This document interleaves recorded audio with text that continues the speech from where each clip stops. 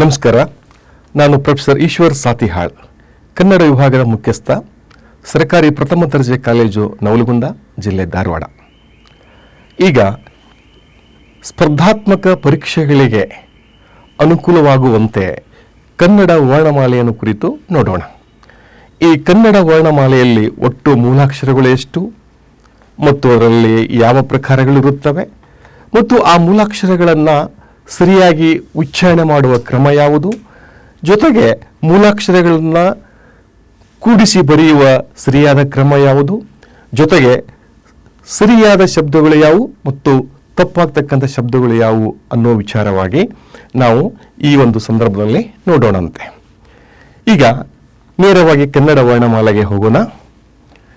ಕನ್ನಡ ವರ್ಣಮಾಲೆ 49 ಮೂಲಾಕ್ಷರಗಳನ್ನು ಇದು ಹೊಂದಿದೆ.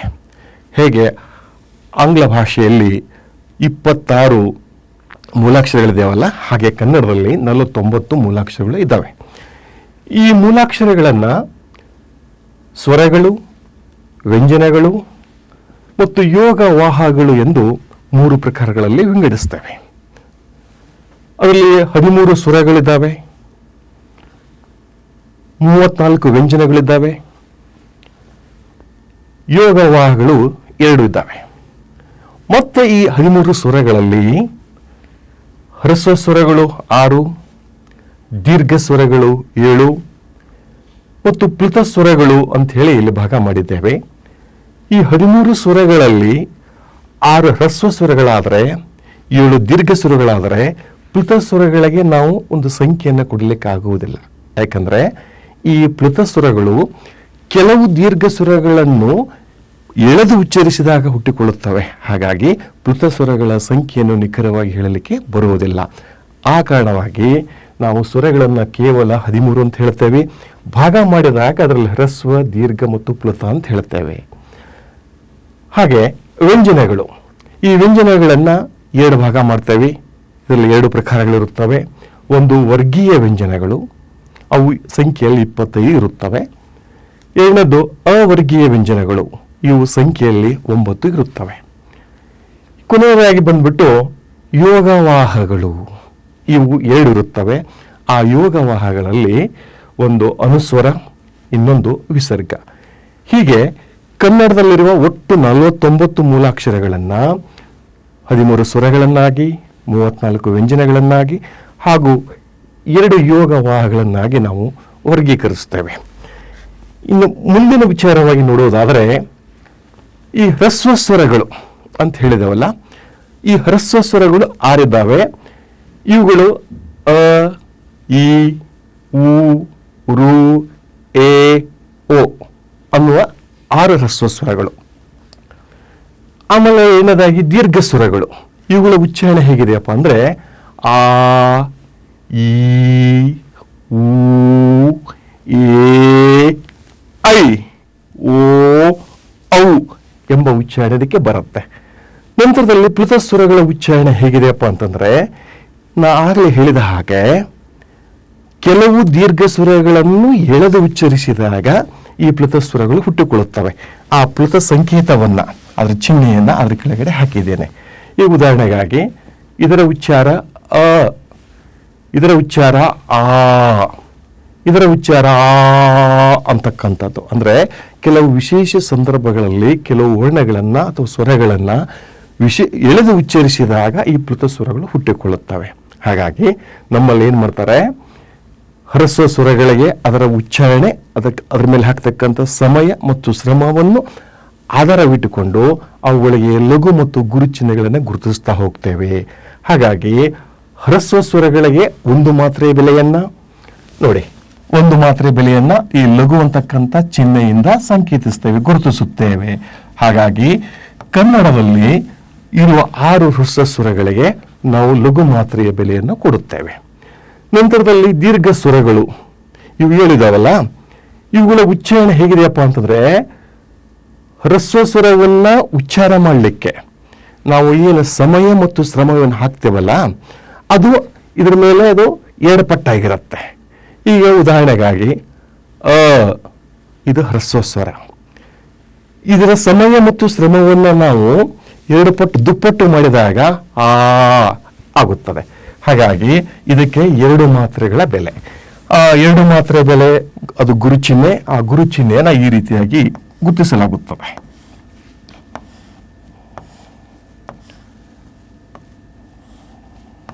ಹೀಗೆ ಇನ್ನು ಪ್ಲುತಸ್ವರಗಳಿಗೆ ಬಂದಾಗ ಕೆಲವು ದೀರ್ಘ ಸ್ವರಗಳನ್ನು ಎಳೆದು ಉಚ್ಚರಿಸುವ ಅಂತ ಹೇಳಿದ್ನಲ್ಲ, ಇವುಗಳಿಗೆ 3 ಮಾತ್ರೆಯ ಬೆಲೆ ಅಂತ ಹೇಳಲಾಗುತ್ತದೆ. 1 ಮಾತ್ರೆಯ ಬೆಲೆ ಹರಸ್ವ ಸ್ವರಗಳು, 2 ಮಾತ್ರೆಯ ಬೆಲೆ ದೀರ್ಘ ಸ್ವರಗಳು. ಇನ್ನು ಪ್ಲುತಸ್ವರಗಳಿಗೆ ಮಾತ್ರಾ ಬೆಲೆ ಎಷ್ಟು ಅಂತ ಕೇಳಿದಾಗ 3 ಮಾತ್ರೆ ಅಥವಾ 3ಕ್ಕಿಂತ ಹೆಚ್ಚು ಮಾತ್ರೆ ಅಂತ ಹೇಳ್ತಾರೆ. ಹಾಗಾಗಿ ಈ ಪ್ಲುತಸ್ವರಗಳಿಗೆ ಇರುವ 3 ಮಾತ್ರೆಯ ಬೆಲೆಯನ್ನ ಅದನ್ನು ಕೂಡ ನಾವೇನ್ ಮಾಡ್ತೀವಪ್ಪ ಅಂತಂದ್ರೆ ಗುರು ಚಿಹ್ನೆಯಿಂದನೇ ಗುರುತಿಸ್ತಾರೆ. ಈ ಕೆಳಗಿರ್ತಕ್ಕಂಥ ಸಂಕೇತದ ಮೂಲಕ ಅದನ್ನು ಪ್ಲುತ ಅಂತ ಹೇಳಬೇಕಾಗುತ್ತದೆ. ಹಾಗಾಗಿ ಇಲ್ಲಿ ನಾವು ಏನು ಗಮನಿಸಬೇಕಾಗಿದೆಯಪ್ಪ ಅಂತಂದ್ರೆ ಹ್ರಸ್ವ ಸ್ವರಗಳಿಗೆ 1 ಮಾತ್ರೆ ಬೆಲೆ, ಅದರ ಚಿಹ್ನೆ ಲಘುವಿದೆ, ಅಂದ್ರೆ ಇದರ ಮೌಲ್ಯ 1 ಮಾತ್ರೆ. ಹಾಗೆ ದೀರ್ಘ ಸ್ವರಗಳು ಗುರು ಚಿಹ್ನೆ 2 ಮಾತ್ರೆ, ಗುರು ಚಿಹ್ನೆ ಇದು ಗುರು ಚಿಹ್ನೆ, ಇದರ ಮಾತ್ರಾ ಬೆಲೆ 2. ಇನ್ನು ಪ್ಲುತಸ್ವರಗಳಿಗೆ ಇರುವ ಮಾತ್ರಾ ಬೆಲೆ 3 ಅಂತ ಹೇಳ್ತಾರೆ. ಆ ಪ್ಲುತಸ್ವರಗಳಿಗೆ ಇರುವ ಮಾತ್ರಾ ಬೆಲೆ 3, ಅದರ ಸಂಕೇತ ಮಾತ್ರದ ಗುರು ಚಿಹ್ನೆ ಆಗಿರುತ್ತದೆ. ಹಾಗಾಗಿ ಇಲ್ಲಿ ಏನನ್ನು ಗಮನಿಸಬೇಕಾಗಿದೆಯಪ್ಪ ಅಂತಂದ್ರೆ ಈ ಪ್ಲುತದ ವಿಚಾರವನ್ನ ನಂತರದಲ್ಲಿ ನೋಡಂತೆ. ಈಗ ಒಂದು ಉದಾಹರಣೆಯನ್ನು ಕೊಡ್ತೀನಿ. ಈಗ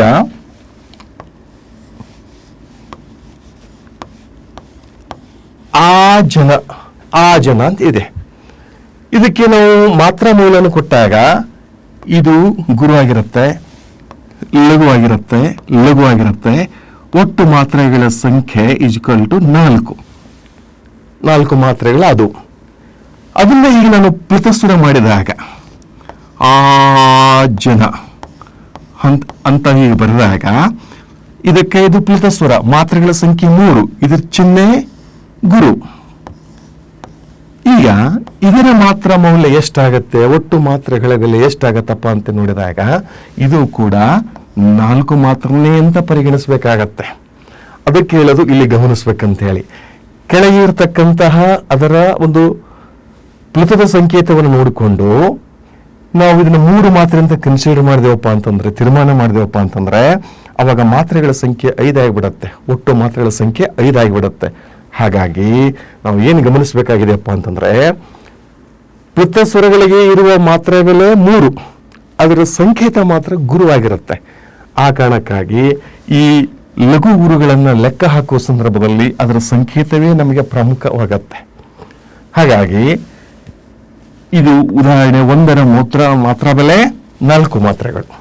ಹಾಗೆ ಉದಾಹರಣೆ 2ರ ಮಾತ್ರಾ ಬೆಲೆ ಒಟ್ಟು 4 ಮಾತ್ರೆಗಳು. ಇದರರ್ಥ ಇಷ್ಟೇ, 3 ಮಾತ್ರೆಯ ಕಾಲದ ಅವಧಿಯಲ್ಲಿ ಉಚ್ಚರಿಸಲ್ಪಡುವ ಸ್ವರಗಳು ಯಾವುವು ಅಂತ ಕೇಳಿದ್ರೆ ಅವು ಪ್ಲುತಸ್ವರಗಳು. ಅಥವಾ ಪ್ಲುತಸ್ವರಗಳಿಗೆ ಇರುವ ಮಾತ್ರೆ ಬೆಲೆ ಎಷ್ಟು ಅಂತ ಕೇಳಿದಾಗ ಅದು ಕೂಡ 3 ಮಾತ್ರೆ ಬೆಲೆ.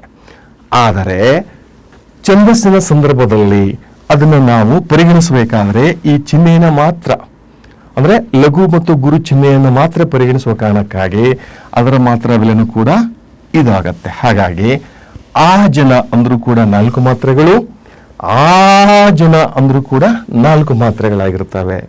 ಹೀಗಾಗಿ ಕನ್ನಡದಲ್ಲಿರುವ ಒಟ್ಟು 13 ಸ್ವರಗಳನ್ನು ನಾವು ಹ್ರಸ್ವ ಸ್ವರಗಳು, ದೀರ್ಘ ಸ್ವರಗಳು ಮತ್ತು ಪ್ಲುತ ಸ್ವರಗಳು ಎಂದು ವರ್ಗೀಕರಿಸುತ್ತೇವೆ.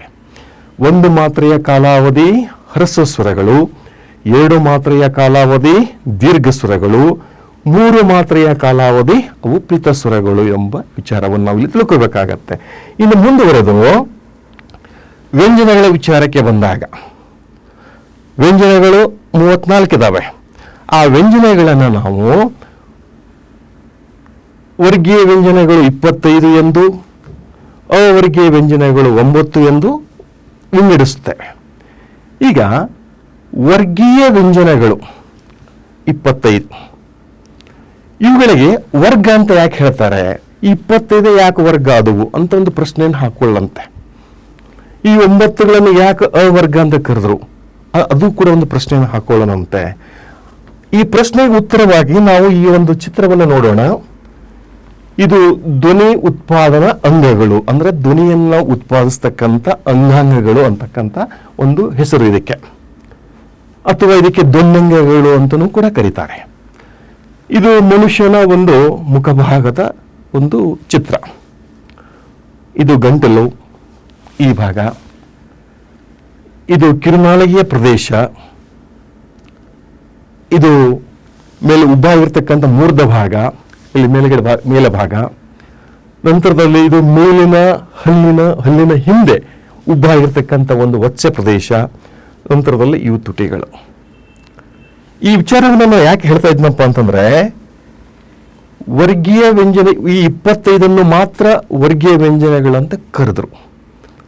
ಯಾಕೆ ಕರೆದಪ್ಪ ಅಂತಂದ್ರೆ, ಇವುಗಳು ಹುಟ್ಟುವ ಸ್ಥಾನದ ಮೇಲೆ ಆ ಮೂಲಾಕ್ಷರಗಳು ವರ್ಗೀಯ ವ್ಯಂಜನಗಳು ಹುಟ್ಟತಕ್ಕಂಥ ಸ್ಥಾನಗಳ ಮೇಲೆ, ಆಯಾ ಜಾಗದಲ್ಲಿ ಆಯಾ ಸ್ಥಳದಲ್ಲಿ ಹುಟ್ಟತಕ್ಕಂಥ ವಿಚಾರವನ್ನು ಹಿಡಿದುಕೊಂಡು ಅವುಗಳನ್ನ ವರ್ಗೀಯ ವ್ಯಂಜನ ಅಂತ ಕರೆದರು.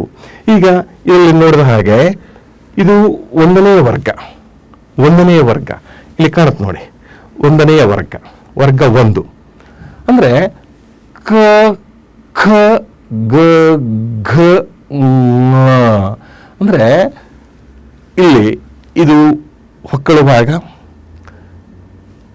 ಇಲ್ಲಿಂದ ಬರ್ತಕ್ಕಂಥ ಶ್ವಾಸಕೋಶದ ಮುಖಾಂತರ ಬರ್ತಕ್ಕಂಥ ಹವೆಗೆ ನಾವು ಈ ಭಾಗದಲ್ಲಿ ತಡೆಯನ್ನು ಒಡ್ಡಿದಾಗ ಈ ವರ್ಣಗಳು ಹುಟ್ಟಿಕೊಳ್ಳುತ್ತವೆ. ಅದು ಒಂದು ಸ್ಥಾನ, ಒಂದು ವರ್ಗ. ಅದು ಕ ಖ ಗ ಘ ङ. ಅವು ಈ ಭಾಗದಲ್ಲಿ ಹುಟ್ಟುವ ಕಾರಣಕ್ಕಾಗಿ ಅದು ಒಂದು ವರ್ಗ. ಇವುಗಳು ಗಂಟಲು ಅಥವಾ ಕಂಠದಲ್ಲಿ ಹುಟ್ಟುವ ಕಾರಣಕ್ಕಾಗಿ ಇವುಗಳಿಗೆ ಕಂಠ ವರ್ಣಗಳೆಂತಲೂ ಕರೀತಾರೆ. ಹಾಗಾಗಿ ಒಂದನೇ ವರ್ಗದಲ್ಲಿರ್ತಕ್ಕಂಥವು ಕ ಖ ಗ ಘ ङ. ಇನ್ನು ಎರಡನೇ ವರ್ಗಕ್ಕೆ ಬಂದಾಗ ಇದು ಚ ಛ ಜ ಝ ಞ. ಗಮನಿಸಿ,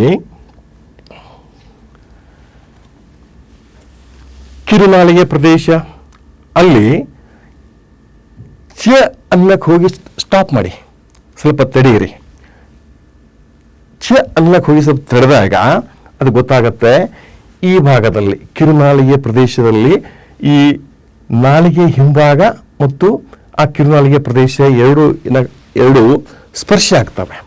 ಹಾಗಾಗಿ ಇದಕ್ಕೆ ತಾಲವ್ಯ ಅಂತ ಕರೀತಾರೆ. ಈ ಭಾಗಕ್ಕೆ ತಾಲವ್ಯ ಅಂತ ಕರೀತಾರೆ. ಈ ತಾಲವ್ಯ ಭಾಗದಲ್ಲಿ ಹುಟ್ಟತಕ್ಕಂಥ ವರ್ಣಗಳು ಅದೇ ಜಾಗದಲ್ಲಿ ಹುಟ್ಟುಕೊಳ್ತವೆ. ನೀವು ಪ್ರಯತ್ನ ಮಾಡಿ ನೋಡಿದ್ರು ಕೂಡ ಬೇರೆ ಜಾಗದಲ್ಲಿ ಬೇರೆ ಸ್ಥಳಗಳಲ್ಲಿ ಈ ವರ್ಗ ದ್ವಿತೀಯಾಕ್ಷರಗಳು ಬರುವುದಿಲ್ಲ. ಪ್ರಯತ್ನ ಮಾಡ್ಲಿಕ್ಕೆ ಹೋಗಬೇಡಿ.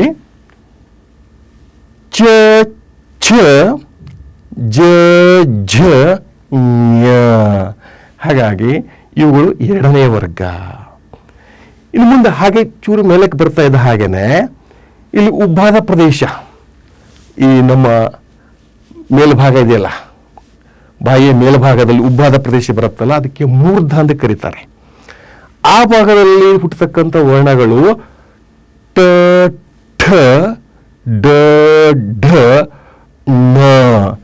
ಈ ನಾಲಿಗೆ ತುದಿಯನ್ನ ಹಿಂಭಾಗಕ್ಕೆ ಮಡಚಿ ಮುದುರೆ ಮಾಡಿ ಹೊಡೆಯುವುದರಿಂದ ಟನ್ ಟನ್ ಟನ್ ಏನೋ ಬರ್ತಾವಲ್ಲ ನೋಡಿ, ಈ ರೀತಿ ಠ ಠ ಢ ಢ ಣ. ಇವುಗಳ ಉತ್ಪತ್ತಿಯ ಸ್ಥಾನ ಒಂದೇ ಇದ್ದ ಕಾರಣಕ್ಕಾಗಿ, ಅವು ಮೂರ್ಧದಲ್ಲಿ ಹುಟ್ಟುವ ಕಾರಣಕ್ಕಾಗಿ ಅವುಗಳನ್ನು ಮೂರ್ಧನ್ಯಗಳಂತನೂ ಕೂಡ ಕರೀತಾರೆ. ಇನ್ನು ನಾಲ್ಕನೇ ಭಾಗ ಬಂದ್ಬಿಟ್ಟು ತ ಥ ದ ಧ ನ. ಗಮನಿಸಿ, ತ ಥ ದ ಧ ನ. ನೋಡಿ, ಮೇಲಿನ ಹಲ್ಲು ಅದರ ಹಿಂಬದಿಯಲ್ಲಿ ಉಬ್ಬಾದ ಪ್ರದೇಶ ಬರುತ್ತೆ, ಅದಕ್ಕೆ ವತ್ಸ ಅಂತ ಕರೀತಾರೆ. ನಾವು ಉಚ್ಚಾರ ಮಾಡೋಕೆ ಮೇಲಿನ ಹಲ್ಲಿನ ಹಿಂಭಾಗದಲ್ಲಿ ನಮ್ಮ ನಾಲಿಗೆ ನೀವು ತ ಅನ್ನಕ್ಕೆ ಹೋಗಿ ಸ್ವಲ್ಪ ವಿರಮಿಸಿ. ತ ಅನ್ಬೇಕಾದ್ರೆ ಮೇಲಿನ ಹಲ್ಲಿನ ಹಿಂಭಾಗಕ್ಕೆ ನಮ್ಮ ನಾಲಿಗೆ ತುದಿ ಅದಕ್ಕೆ ಟಚ್ ಆಗಿರುತ್ತೆ. ತ ಥ ದ ಧ ನ. ಹಾಗಾಗಿ ಈ ಮೇಲಿನ ಹಲ್ಲು ಇರದೇ ಹೋಗಿದ್ದು ಅಂದರೆ ಆ ನಾಲಿಗೆಯ ತುದಿ ಯಾವುದಕ್ಕೆ ಸ್ಪರ್ಶಿಸಬೇಕು ಅಂತಕ್ಕಂಥ ನಿರ್ದಿಷ್ಟತೆ ಇರ್ತಿರ್ಲಿಲ್ಲ. ಹಾಗಾಗಿ ಈ 4ನೇ ವರ್ಗದ ಅಕ್ಷರಗಳಾಗಿರ್ತಕ್ಕಂತಹ ತ ಥ ದ ಧ ನ ಇವುಗಳು ಹಲ್ಲಿನ ಸಹಾಯದಿಂದ ಹುಟ್ಟಿದ ಕಾರಣಕ್ಕಾಗಿ ಇವುಗಳಿಗೆ ದಂತೆಗಳು ಅಂತ ಕರೀತಾರೆ. ದಂತ ಅಂದರೆ ಹಲ್ಲು. ಇವುಗಳಿಗೆ ದಂತೆ ವರ್ಣಗಳು ಅಂತಲೂ ಕರೀತಾರೆ. ಇನ್ನು ಕೊನೆಯದಾಗಿ ವರ್ಗ ಪಂಚಮಾಕ್ಷರಗಳು ಅಂದರೆ 5ನೇ ವರ್ಗದ ಅಕ್ಷರಗಳು ಬರ್ತಾವಲ್ಲ, ಪ ಪ ಬ ಭ ಮ. ಗಮನಿಸಿ, ಈ ಚಿತ್ರದಲ್ಲಿ ಕಾಣಿಸುವ ಹಾಗೆ ಇವು ಓಷ್ಠಿ ಅಂದ್ರೆ ತುಟಿಗಳು. ತುಟಿಗಳನ್ನ ಸ್ಪರ್ಶ ಮಾಡದೇನೆ ಈ ವರ್ಗ ಪಂಚಮಾಕ್ಷರಗಳನ್ನು ಉಚ್ಚಾರಣೆ ಮಾಡಲಿಕ್ಕೆ ಆಗುವುದಿಲ್ಲ.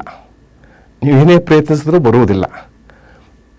ಪ ಫ ಬ ಭ ಮ. ಹಾಗಾಗಿ ಇವುಗಳು ಪಂಚಮಾಕ್ಷರಗಳು ಈ ಓಷ್ಠದ ಭಾಗದಲ್ಲಿ ಅಥವಾ ತುಟಿಗಳ ಭಾಗದಲ್ಲಿ ಹುಟ್ಟುವ ಕಾರಣಕ್ಕಾಗಿ, ಆ ವರ್ಗದಲ್ಲಿ ಹುಟ್ಟುವ ಕಾರಣಕ್ಕಾಗಿ ಅದು ಒಂದು ಕೂಡ ವರ್ಗ ಆಗಿಬಿಡ್ತು. ಇನ್ನೊಂಚೂರು ಗಮನಿಸುವುದಾದರೆ ವರ್ಗ 1 ಅಥವಾ ವರ್ಗ ಪ್ರಥಮಾಕ್ಷರಗಳಲ್ಲಿ ಕ ಕ ಗ ಗ ಮ ಅದರ ಸ್ಥಾನ ಗಂಟಲು ಅಥವಾ ಕಂಠೆ. ಇನ್ನು ವರ್ಗ ದ್ವಿತೀಯಾಕ್ಷರಗಳು ಚ ಛ ಜ ಜ ಞ ಅದರ ಹುಟ್ಟುವ ಸ್ಥಾನ ತಾಲವ್ಯ ವರ್ಣಗಳು. ವರ್ಗ ತೃತೀಯಾಕ್ಷರಗಳು ಅವು ಮೂರ್ಧದಲ್ಲಿ ಹುಟ್ಟುವ ಕಾರಣಕ್ಕಾಗಿ ಅವುಗಳನ್ನು ಮೂರ್ಧನೆ ಅಂತಲೂ ಕೂಡ ಕರೀತಾರೆ. ಅವುಗಳು ಠ ಠ ಡ ಢ ನ ಅವು ಮೂರ್ಧಾಕ್ಷರಗಳು.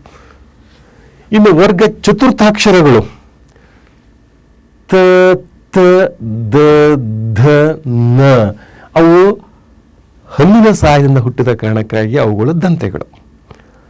ಇನ್ನು ತುಟಿಯ ಸಹಾಯದಿಂದ ಅಥವಾ ಓಷ್ಠಗಳ ಸಹಾಯದಿಂದ ಹುಟ್ಟತಕ್ಕಂಥ ವರ್ಣಗಳು ಅದಾವಲ್ಲ, ಅವುಗಳಿಗೆ ಉಭಯ ಓಷ್ಠ ಅಂದರೆ 2 ತುಟಿಗಳ ಸಹಾಯದಿಂದ ಹುಟ್ಟುವ ಕಾರಣಕ್ಕಾಗಿ, ಉಭಯ ಅಂದರೆ 2, ಓಷ್ಠ ಅಂದರೆ ತುಟಿ, ಅವು ಉಭಯೋಷ್ಠ ವರ್ಣಗಳು. ಯಾವಪ್ಪ ಅಂತಂದರೆ ವರ್ಗ ಪಂಚಮಾಕ್ಷರಗಳಾಗಿರ್ತಕ್ಕಂಥ ಪ ಪ ಬ ಬ ಮ. ಹೀಗೆ ಈ ಅಕ್ಷರಗಳು, ಈ ವರ್ಗಾಕ್ಷರಗಳು ಆಯಾ ಸ್ಥಾನಗಳಲ್ಲಿ ಹುಟ್ಟುವ ಒಂದು ಕಾರಣವನ್ನು ಹಿಡಿದುಕೊಂಡು ಅವುಗಳಿಗೆ ಆಯಾ ವರ್ಗ ಅಂತ ಕರೆದರು. ಹಾಗಾಗಿ ವರ್ಗಾಕ್ಷರಗಳು ನಮ್ಮಲ್ಲಿ 5 ವರ್ಗಗಳು. ಒಂದೊಂದು ವರ್ಗದಲ್ಲಿ 5 ಮೂಲಾಕ್ಷರಗಳು ಬರ್ತವೆ, ವ್ಯಂಜನಗಳು ಬರ್ತವೆ. ಹಾಗಾಗಿ 5 × 5 ಒಟ್ಟು 25. ಹೀಗಾಗಿ ಈ 25 ಮೂಲಾಕ್ಷರ ಅಂತ ವರ್ಗೀಯ ವ್ಯಂಜನ ಅಂತ ನಾವು ಕರೆದೆವು. ಇನ್ನು ಅವರ್ಗೀಯ ವ್ಯಂಜನಗಳಪ್ಪ ಅಂತಂದರೆ ಅವು ವರ್ಗದಲ್ಲಿ ಹೇಗೆ ವರ್ಗೀಯ ವ್ಯಂಜನಗಳು ಆಯಾ ವರ್ಗದಲ್ಲಿ ನಿಖರವಾಗಿ ಹುಡ್ತಿದ್ದವಲ್ಲ, ಅಂಥ ವರ್ಗ ಒಂದು ಪ್ರತ್ಯೇಕವಾಗಿರ್ತಕ್ಕಂಥ ಗೊತ್ತು ಮಾಡಿರ್ತಕ್ಕಂಥ ವರ್ಗ ಇವುಗಳಿಗೆ ಇರೋದಿಲ್ಲ, ಒಂದು ಸ್ಥಾನ ಅಂತ ಇರೋದಿಲ್ಲ. ಅವುಗಳು ಈ ಮುಖಭಾಗದ ಈ ಗಂಟಲಿಂದ ಹಿಡಿದುಕೊಂಡು ಈ ತುಟಿಯವರೆಗಿನ ಭಾಗದವರೆಗೂ ಎಲ್ಲಾದರೂ ಕೂಡ ಉಚ್ಚಾರಣೆಗೆ ಒಳಪಡುತ್ತವೆ, ಉಚ್ಚರಿಸಲ್ಪಡುತ್ತವೆ ಅಂದ ಹಾಗೆ. ಈಗ ಮೊದಲನೇ ಅವರ್ಗೀಯ ವ್ಯಂಜನಗಳಲ್ಲಿ ಮೊದಲನೇದಾಗಿರ್ತಕ್ಕಂಥ ಯ ನೋಡಿ ಎಲ್ಲಿದೆ, ಯ ಗಂಟಲು ಭಾಗದಲ್ಲಿದೆ. ರ ನಾಲಿಗೆಯನ್ನ ಕಂಪಿಸಿದಾಗ ಹುಟ್ಟಿಕೊಳ್ಳುತ್ತೆ, ಇದು ರ ಇಲ್ಲಿ ಬಂತು. ಇನ್ನು ಲ ಲ ಮೇಲಿನ ಹಲ್ಲಿನ ಹಿಂಭಾಗದ ಹಿಂದೆ ಉಬ್ಬಾದ ಪ್ರದೇಶ ಅಂತ ಇದೆಯಲ್ಲ ವತ್ಸ, ಆ ಭಾಗಕ್ಕೆ ನಾಲಿಗೆಯ ತುದಿ ತಗುಲಿದಾಗ ಎಲ್ಲ ಹುಟ್ಟಿಕೊಳ್ಳುತ್ತೆ. ವರ್ಗೀಯ ವ್ಯಂಜನಗಳ ಹಾಗೆ ಇವುಗಳಿಗೆ ಅದೇ ನಿರ್ದಿಷ್ಟವಾಗಿರ್ತಕ್ಕಂಥ ಒಂದು ಸ್ಥಾನ ಇರುವುದಿಲ್ಲ. ಮುಂದುವರೆದು ವ. ಇದು ವ ಸೂಕ್ಷ್ಮವಾಗಿ ಗಮನಿಸಿದಾಗ ಅದು ನಮಗೆ ಅನುಭವಕ್ಕೆ ಬರುತ್ತೆ. ವ ಇದನ್ನ ಅರೆ ವ್ಯಂಜನ ಅಂತಲೂ ಕೂಡ ಕರೀತಾರೆ.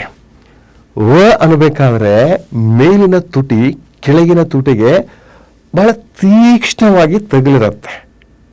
ಅದನ್ನು ಸೂಕ್ಷ್ಮವಾಗಿ ಗಮನಿಸಿದಾಗ ಮಾತ್ರ ನಮ್ಮ ಅನುಭವಕ್ಕೆ ಬರುತ್ತೆ ವ. ಹಾಗಾಗಿ ಇದರ ಸ್ಥಾನ ಇಲ್ಲೇ ಆಯಿತು. ಇನ್ನು ನಾವು ಬಹಳಷ್ಟು ಸಂದರ್ಭದಲ್ಲಿ ಶಂಕರಿಶ, ಷಟ್ಪದಿಶ, ಸಕ್ರಿಸ ಹಿಂಗೆ ಪ್ರತ್ಯೇಕವಾಗಿ ಹೇಳ್ತಿರ್ತೇವೆ. ಈಗ ಸಾಮಾನ್ಯವಾಗಿ ಹಳ್ಳಿಗಳಲ್ಲಿ ಹಿರಿಯರು ಹೇಳ್ತಿರ್ತಾರೆ, ಅದನ್ನ ಬೈಗಳದ ಮುಖಾಂತರ ಕೂಡ ಹೇಳ್ತಿರ್ಬೋದು. ಏನಂತಾರಪ್ಪ ಅಂತಂದ್ರೆ, ಎದೆ ಸೀಳಿದ್ರೆ 3 ಅಕ್ಷರಗಳಿಲ್ಲ ಅಂತ ಹೇಳ್ತಾರಲ್ಲ, ಕೇಳಿಸಿಕೊಂಡಿದ್ರಲ್ಲ. ಆ ಅಕ್ಷರಗಳು ಯಾವಪ್ಪ ಅಂತಂದ್ರೆ ಇಲ್ಲಿದಾವಲ್ಲ, ಶ ಶ ಸ ಇವು ಅಂತ ಹೇಳ್ತಾರೆ. ಯಾಕಂದ್ರೆ ಭಾಷೆ ಮೇಲೆ ಸಾಕಷ್ಟು ಒಂದು ಪ್ರಭುತ್ವ ಹೊಂದಿದವರು ಕೂಡ ಕೆಲವೊಂದು ಸಂದರ್ಭದಲ್ಲಿ ಇವುಗಳ ಉಚ್ಚಾರಣೆಯಲ್ಲಿ ಒಂದಿಷ್ಟು ತಪ್ಪುಗಳು ಮಾಡೋದು ಸಹಜ. ಆ ಕಾರಣಕ್ಕಾಗಿ ಇವುಗಳನ್ನ ಸಮೀಪ ಅಕ್ಷರಗಳು ಕರೀತಾರೆ.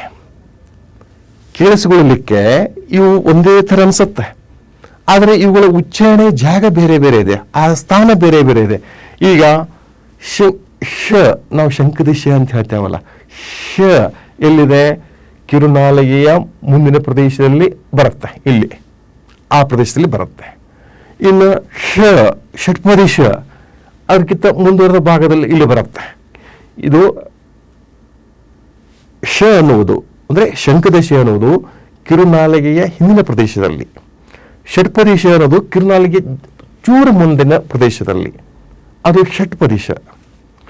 ಇನ್ನು ಸ ಅದು ಸ ಇಲ್ಲಿ ಮೇಲಿನ ಹಲ್ಲಿನ ಹಿಂಭಾಗದ ವಚ್ಚ ಪ್ರದೇಶದಲ್ಲಿ, ಉಬ್ಬಾದ ಪ್ರದೇಶದಲ್ಲಿ ಬರುತ್ತೆ.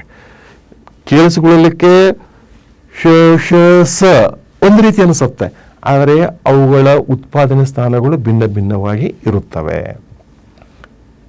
ಇನ್ನು ಹ ಮತ್ತೆ ಆ ಗಂಟಲ ಭಾಗದಲ್ಲಿ ಆ ಉಸಿರನ್ನ, ಈ ಹೊಕ್ಕಳ ಭಾಗದಿಂದ ತೆಗೆದುಕೊಂಡಿರ್ತಕ್ಕಂಥ ಉಸಿರನ್ನ ಹಾಗೆ ಹೊರಗೆ ಹಾಕಿಬಿಡ್ತೇವೆ, ಇದು ಕೂಡ ಗಂಟಲಿನಲ್ಲಿ ಹುಟ್ಟುತ್ತೆ. ಇನ್ನು ಳ ಮೂರ್ಧ ಭಾಗದಲ್ಲಿ ಇಲ್ಲಿ ಹುಟ್ಟುಕೊಳ್ಳುತ್ತೆ. ಅಂದರೆ ಈ 9 ಮೂಲಾಕ್ಷರಗಳಿಗೆ ಅಥವಾ ವ್ಯಂಜನಗಳಿಗೆ ನಿರ್ದಿಷ್ಟವಾಗಿರ್ತಕ್ಕಂಥ ಒಂದು ಸ್ಥಾನ ಅಥವಾ ಪ್ರದೇಶ ಇಲ್ಲ. ಇವು ಈ ಮುಖಭಾಗದ ಅಂದರೆ ಈ ಗಂಟಲು ಭಾಗದಿಂದ ಹಿಡಿದುಕೊಂಡು ಈ ತುಟಿಯವರೆಗಿನ ಭಾಗ, ಈ ಭಾಗದಲ್ಲಿ ಅವು ಎಲ್ಲರೂ ಹುಟ್ಟುಕೊಳ್ತಾವೆ. ಅವುಗಳಿಗೆ ನಿರ್ದಿಷ್ಟವಾದ ವರ್ಗ ಇಲ್ಲ, ಅವರ್ಗ ಅಂತ ಕರೀತಾರೆ. ಹಾಗಾಗಿ ಅವರ್ಗೀಯ ವ್ಯಂಜನಗಳು 9, ವರ್ಗೀಯ ವ್ಯಂಜನಗಳು 25, ಒಟ್ಟು ವ್ಯಂಜನಗಳ ಸಂಖ್ಯೆ 34. ಇನ್ನು ಈ ವರ್ಣಗಳು ಹುಟ್ಟಿಕೊಳ್ತಕ್ಕಂಥ ಜಾಗವನ್ನು ಆಧರಿಸಿ ಅದನ್ನು ಆಯಾ ಹೆಸರಿಂದ ಕರೆಯಲಾಗುತ್ತದೆ. ಈಗ ಯಾವುದಾದ್ರೂ ಒಂದು ಅಕ್ಷರ ಅಂತ ತೆಗೆದುಕೊಳ್ಳುವಂತೆ, ಈಗ ಇದು ವ, ಇದು ಹುಟ್ಟುವ ಸ್ಥಾನ ತುಟಿಗಳಲ್ಲಿ,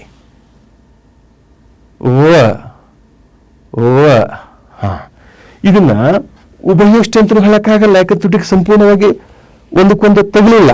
ಇದನ್ನು ಅರೆ ವ್ಯಂಜನ ಕೂಡ ಅಂತ ಹೇಳ್ತಾರೆ. ಇದರ ಸ್ಥಾನ ಓಷ್ಠ್ಯದಲ್ಲಿ, ತುಟಿಗಳಲ್ಲಿ. ಮುಂದೆ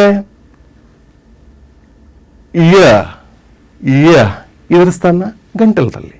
ಹೀಗೆ ಇದಕ್ಕೆ ಗಂಟಲಕ್ಕೆ ಗಳಿಯ ಎಂದು, ಇದಕ್ಕೆ ಈ ಭಾಗಕ್ಕೆ ತಾಲವೆ ಎಂದು, ಉಬ್ಬಾದ ಭಾಗಕ್ಕೆ ಮೂರ್ಧನ್ಯ ಎಂದು, ಮೇಲಿನ ಹಲ್ಲಿನ ಹಿಂಭಾಗದ ಭಾಗಕ್ಕೆ ಒಚ್ಚೆ ಎಂದು, ಹಲ್ಲಿನ ಸಮೀಪದ ಜಾಗಕ್ಕೆ ದಂತೆ ಎಂದು, ಈ ಭಾಗಕ್ಕೆ ಓಷ್ಠೆ ಎಂದು, ತುಟಿಗಳ ಭಾಗಕ್ಕೆ ಓಷ್ಠೆ ಎಂದು, ಆಯಾ ವರ್ಣಗಳು ಎಂದು ಅದರ ಹೆಸರನ್ನೇ ಕೊಟ್ಟು ನಾವು ಕರೆಯಲಾಗುತ್ತದೆ. ಹಾಗಾಗಿ ಈಗ ಉದಾಹರಣೆಗಾಗಿ ಇನ್ನೊಂದು ಉದಾಹರಣೆ ಕೊಡ್ಬೇಕಪ್ಪ ಅಂತಂದ್ರೆ, ಕ ಅಂದ್ರೆ ಇದು ಕಂಠೆ ಧ್ವನಿ, ಯಾಕಂದ್ರೆ ಇದು ಗಂಟಲಲ್ಲಿ ಹುಟ್ಟುಕೊಳ್ಳುತ್ತೆ. ಮ ಇದು ಓಷ್ಠ್ಯ ಧ್ವನಿ. ಹೀಗೆ ಈ 34 ವ್ಯಂಜನಗಳಿದಾವಲ್ಲ, ಅವುಗಳು ಹುಟ್ಟಿಕೊಳ್ತಕ್ಕಂಥ ಸ್ಥಾನದ ಆಧಾರದ ಮೇಲೆ ಅವುಗಳನ್ನು ವರ್ಗೀಯ ಎಂದು ಮತ್ತು ಅವರ್ಗೀಯ ಎಂದು ನಾವು ಕರೆಯುತ್ತೇವೆ. ಇನ್ನು ಸ್ವರಗಳ ವಿಚಾರಕ್ಕೆ ಬಂದಾಗ ಈ ಮುಖಭಾಗದಲ್ಲಿರ್ತಕ್ಕಂಥ ವಿವಿಧ ಅಂಗಗಳಿದಾವಲ್ಲ, ಗಂಟಲಾಯಿತು, ತಾಲವ್ಯ, ಮೂರ್ಧನ್ಯ, ವತ್ಸ್ಯ, ದಂತ್ಯ ಮತ್ತು ಓಷ್ಠ್ಯ, ಇವುಗಳ ಒಂದು ಸಹಾಯವಿಲ್ಲದೇ, ಇವುಗಳಿಗೆ ಸ್ಪರ್ಶಿಸದೇ ಹುಟ್ಟತಕ್ಕಂಥ ವರ್ಣಗಳಿಗೆ ನಾವು ಸ್ವರಗಳು ಅಥವಾ ಸ್ವತಂತ್ರವಾಗಿ ಉಚ್ಚರಿಸಲು ಬರುವ ವರ್ಣಗಳು ಸ್ವರಗಳಂತ ಕರಿತೇವೆ. ತಾವು ಗಮನಿಸಬಹುದು ಈಗ ಅ, ಈ, ಉ, ರು, ಎ, ವ. ಹಾಗೆ ದೀರ್ಘ ಸ್ವರಗಳಾಗಿರ್ತಕ್ಕಂಥ ಆ, ಈ, ಉ, ಎ, ಐ, ಓ, ಔ. ಎಲ್ಲಿಯೂ ಕೂಡ ಈ ಸ್ವರಗಳನ್ನು ಉಚ್ಚಾರ ಮಾಡಬೇಕಾದ್ರೆ ಎಲ್ಲಿಯೂ ಕೂಡ ಈ ಧ್ವನ್ಯಂಗಗಳು ಒಂದಕ್ಕೊಂದು ಸ್ಪರ್ಶಿಸಿಲ್ಲ, ಒಂದು ಮತ್ತೊಂದರ ಸಹಾಯವನ್ನು ಪಡೆದುಕೊಂಡಿಲ್ಲ. ಹಾಗಾಗಿ ಇವುಗಳನ್ನು ಸ್ವತಂತ್ರವಾಗಿ ಉಚ್ಚಾರಣೆ ಮಾಡಲು ಬರುವ ವರ್ಣಗಳು ಅಂತ ಹೇಳ್ತಾರೆ. ಅವುಗಳೇನಾಗಿರ್ತವೆ? ಸ್ವರಗಳಾಗಿರ್ತವೆ. ನಮ್ಮಲ್ಲಿ 13 ಸ್ವರಗಳು, 34 ವ್ಯಂಜನಗಳಿರ್ತವೆ.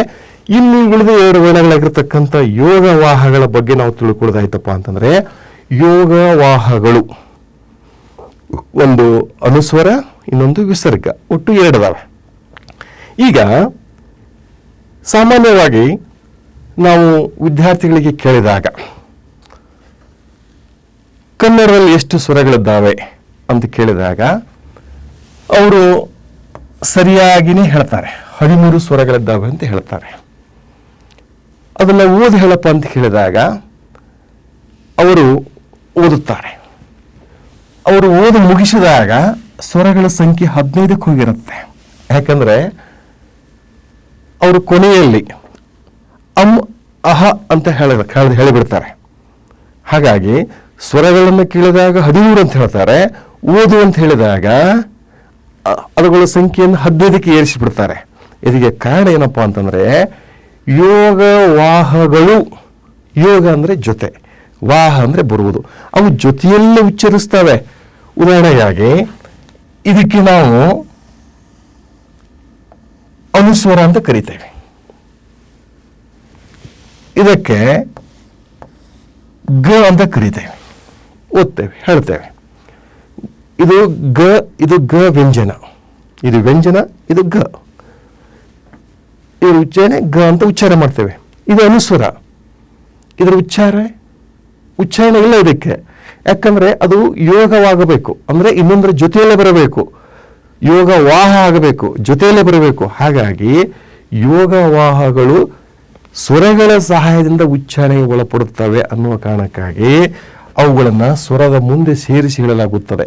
13 ಸ್ವರಗಳಾದ ಮೇಲೆ ಯೋಗವಾಹಗಳನ್ನು ಹೇಳುವ ಕಾರಣಕ್ಕಾಗಿ ಅಹ ಅಂತ ಹೇಳ್ತಾರೆ.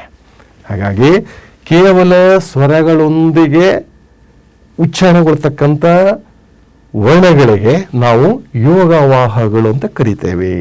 ಆ ಯೋಗವಾಹಗಳು ಒಂದು ಅನುಸ್ವರ. ಅನುಸ್ವರವನ್ನ ಈ ರೀತಿಯಾಗಿ ವೃತ್ತಾಕಾರದಲ್ಲಿ ಗುರುತಿಸ್ತೇವೆ. ಎರಡನೇದ್ದು ವಿಸರ್ಗ, ಇದನ್ನ ಈ ರೀತಿ ಗುರುತಿಸ್ತೇವೆ.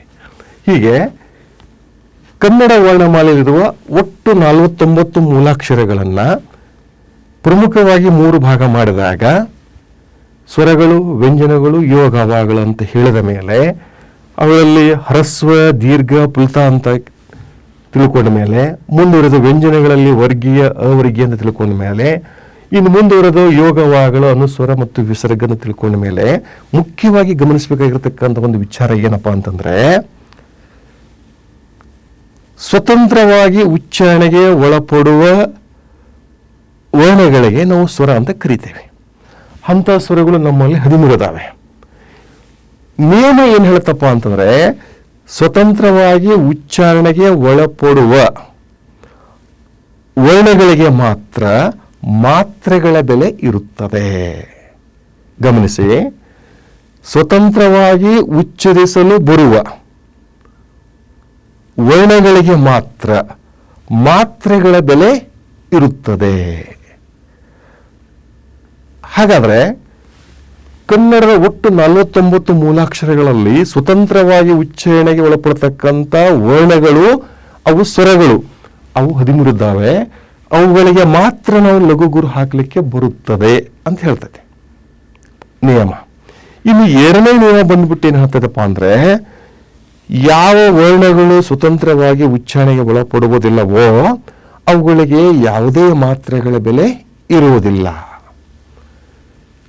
ಮುಂದುವರೆದು ವ್ಯಂಜನಗಳನ್ನು ಸ್ವತಂತ್ರವಾಗಿ ಉಚ್ಚಾರಣೆ ಮಾಡಲು ಬರುವುದಿಲ್ಲ ಅಂದಮೇಲೆ ವ್ಯಂಜನಗಳಿಗೆ ಯಾವುದೇ ಮಾತ್ರೆಗಳ ಬೆಲೆಯನ್ನು ಹಾಕಲಿಕ್ಕೆ ಬರುವುದಿಲ್ಲ. ಅದು ಅಲ್ಪ ಪ್ರಾಣ ಆಗಿರ್ಬೋದು, ಮಹಾಪ್ರಾಣ ಆಗಿರ್ಬೋದು, ಅನುನಾಸಿಕ ಆಗಿರ್ಬೋದು, ಏನೇ ಇದ್ರೂ ಕೂಡ ಅದು ವ್ಯಂಜನ ಅಂದ ಮೇಲೆ ಅದಕ್ಕೆ ನಾವು ಮಾತ್ರಾ ಬೆಲೆಯನ್ನು ಕೊಡಲಿಕ್ಕೆ ಬರುವುದಿಲ್ಲ. ಹಾಗಾಗಿ ಇವುಗಳಿಗೆ ಯಾವುದೇ ಮಾತ್ರೆಗಳ ಬೆಲೆ ಇಲ್ಲ. ಮುಂದುವರೆದು ಅವರಿಗೆ ವ್ಯಂಜನಗಳ ಮೇಲೆ ಮುಗಿತು. ಹಾಗೆ ಯೋಗವಾಹಗಳು ಅಂದರೆ ಕನ್ನಡದ ಒಟ್ಟು 49 ಮೂಲಾಕ್ಷರಗಳಲ್ಲಿ ಮಾತ್ರಾ ಮೌಲ್ಯವನ್ನು ಪಡೆದುಕೊಳ್ತಕ್ಕಂಥ ವರ್ಣಗಳು ಕೇವಲ ಸ್ವರಗಳು ಮಾತ್ರ 13 ಇದಾವೆ. ಇನ್ನುಳಿದಿರ್ತಕ್ಕಂಥ 34 ವ್ಯಂಜನಗಳಾಗಲಿ 2 ಯೋಗವಾಹಗಳಿಗೆ ನಾವು ಮಾತ್ರಾ ಬೆಲೆಯನ್ನು ಕೊಡಲು ಬರುವುದಿಲ್ಲ ಅಂತಕ್ಕಂಥ ವಿಚಾರವನ್ನು ನಾವಿಲ್ಲಿ ಗಮನಿಸಬೇಕಾಗಿದೆ. ಇದರಲ್ಲಿ ಇನ್ನೊಂದು ವಿಚಾರವನ್ನು ತಿಳ್ಕೊಳ್ಳೋದು ಏನಿದೆಯಪ್ಪ ಅಂತಂದ್ರೆ, ಇವುಗಳನ್ನ ಓದುವ ಒಂದು ಕ್ರಮ ಇದೆಯಲ್ಲ. ಈಗ ವರ್ಣಗಳನ್ನು ಉಚ್ಚರಿಸುವ ಸರಿಯಾದ ಕ್ರಮ, ಕನ್ನಡದಲ್ಲಿ ಎಷ್ಟು ಸ್ವರಗಳಿದ್ದಾವೆ ಅಂದಾಗ ಎಲ್ಲರೂ ಕೂಡ ಸರಿಯಾದ ಸಂಖ್ಯೆನೇ ಹೇಳ್ತಾರೆ. ಸರಿಯಾಗಿಗಳನ್ನು ಓದಿ ಹೇಳಪ್ಪ ಅಂದಾಗ ಕೂಡ ಓದ್ತಾರೆ. ಈ ಸಾಮಾನ್ಯವಾಗಿ ಈ ತರಗತಿಯಲ್ಲಿ ಒಂದು 10 ಜನ ವಿದ್ಯಾರ್ಥಿಗಳಿದ್ದೀರಿ. ನಿಮಗೆ ಪ್ರತಿಯೊಬ್ಬರಿಗೆ ಪ್ರತ್ಯೇಕವಾಗಿ ಓದಿಸಿದಾಗ 10 ಜನನೂ ಡಿಫ್ರೆಂಟಾಗಿ ಓದ್ತೀರಿ, ಪ್ರತ್ಯೇಕವಾಗಿ ಓದ್ತೀರಿ. ಕೆಲವು ವಿದ್ಯಾರ್ಥಿಗಳು ಓದ್ತಾರೆ ಹೀಗೆ ಓದ್ತಾರೆ. ಇನ್ನೊಬ್ಬ ವಿದ್ಯಾರ್ಥಿ ಓದ್ತಾನೆ ಆ ಈ ಉ ಹಿಂಗೆ ಓದ್ತಾನೆ. ಮತ್ತೊಬ್ಬ ವಿದ್ಯಾರ್ಥಿ ಓದ್ತಾನೆ ಈ ಹೀಗೆ. ಕಾರಣ ಇಷ್ಟೇ, ನೀವು 10 ಜನ ವಿದ್ಯಾರ್ಥಿಗಳು ಮಾತ್ರ ಅಲ್ಲ, 1,000 ಜನ ಇದ್ರೂ ಕೂಡ ಅವರು ಡಿಫ್ರೆಂಟಾಗೇ ಓದ್ತಾರೆ. ಒಬ್ಬರ ಓದಿಗೆ ಇನ್ನೊಬ್ಬರ ಓದಿ ಬಹಳಷ್ಟು ವ್ಯತ್ಯಾಸ ಕಂಡು ಬರುತ್ತೆ. ಆದರೆ ಅದರ ಹಿಂದಿರ್ತಕ್ಕಂಥ ಒಂದು ಸೂತ್ರವನ್ನು ನಾವು ತಿಳ್ಕೊಂಡೇವಪ್ಪ ಅಂತಂದ್ರೆ 10 ಜನ ಅಲ್ಲ, 100 ಜನ ಅಲ್ಲ, 1 ಕೋಟಿ ಜನ ಇದ್ರೂ ಕೂಡ ಒಂದೇ ರೀತಿಯಾಗಿ ಓದ್ತಾರೆ. ಅಂತ ಒಂದು ಸೂತ್ರ ಯಾವುದಪ್ಪ ಅಂತಂದ್ರೆ, ವರ್ಣಗಳನ್ನು ಅಂದರೆ ಅಕ್ಷರಗಳನ್ನು ಕೇವಲ ಈ ಬಾಯಿಯ ಭಾಗದಲ್ಲಿ ಉಚ್ಚಾರಣೆ ಮಾಡಬಾರ್ದು, ಅದು ಗಂಟಲ ಭಾಗದಿಂದ ಬರಬೇಕು. ಈಗ ನೋಡಿ, ನಾವು ಇಲ್ಲಿಯವರೆಗೆ ನೀವೆಲ್ಲ ಏನು ಹೇಳ್ತಾ ಇದ್ರು, ವಿದ್ಯಾರ್ಥಿಗಳು ಏನು ಹೇಳ್ತಾ ಇದ್ರು, ಆ ಈ ಅವರು ಬಾಯಲ್ಲಿ ಉಚ್ಚಾರ ಮಾಡ್ತಾ ಇದ್ದಾರೆ. ನಿಯಮ ಹಾಗಿಲ್ಲ, ಅದರ ಉಚ್ಚಾರಣೆ ಗಂಟಲಲ್ಲಿದೆ. ಎಲ್ಲ ವರ್ಣಗಳ ಉಚ್ಚಾರಣೆ ಇಲ್ಲಿಂದ ಬರಬೇಕು. ನೋಡಿ, ಹರಸ್ವ ಸ್ವರ ಅದು.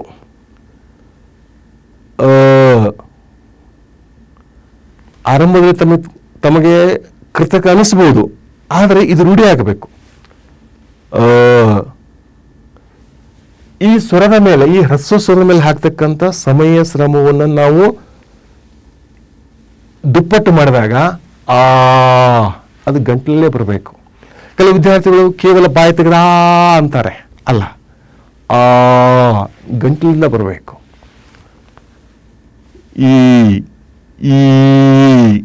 ಹಾಗಾಗಿ ನಾನು ಹೇಳೋದು ಒಂದು ಕ್ಲೂ ಏನಪ್ಪಾ ಅಂತಂದ್ರೆ, ಈ 13 ಸ್ವರಗಳಲ್ಲಿ 2 ಸ್ವರಗಳನ್ನು ಮಾತ್ರ, 2 ಸ್ವರಗಳನ್ನು ತಾವು ನಿಖರವಾಗಿ ಹೇಳಿದ್ರಪ್ಪ ಅಂತಂದ್ರೆ, ಸ್ಪಷ್ಟವಾಗಿ ಹೇಳಿದ್ರಪ್ಪ ಅಂತಂದ್ರೆ, ಇನ್ನುಳಿದ 11 ಉಳಿತಾವಲ್ಲ, ಈ 2 ಹೊರತುಪಡಿಸಿ ಇನ್ನುಳಿದ 11 ಸ್ವರಗಳು ಅವು ತಾವಾಗಿಯೇ ಸರಿಯಾಗ್ತವೆ. ಗಮನಿಸಿ, ಅಂದಾಗ ನಾವು ಇಷ್ಟು ಉತ್ಕೃಷ್ಟವಾಗಿ ನಾವು ಇದನ್ನು ಪ್ರವೇಶ ಮಾಡಿದೆವು ಅಂತ ಹೇಳಿ ಎರಡನೇ ಅಕ್ಷರವನ್ನ ಆ ಅನ್ನೋದಿಲ್ಲ. ಯಾಕಂದ್ರೆ ನಮ್ಮ ಪ್ರವೇಶ ಬಹಳ ಉತ್ಕೃಷ್ಟವಾಗಿದೆ. ಆ ಈ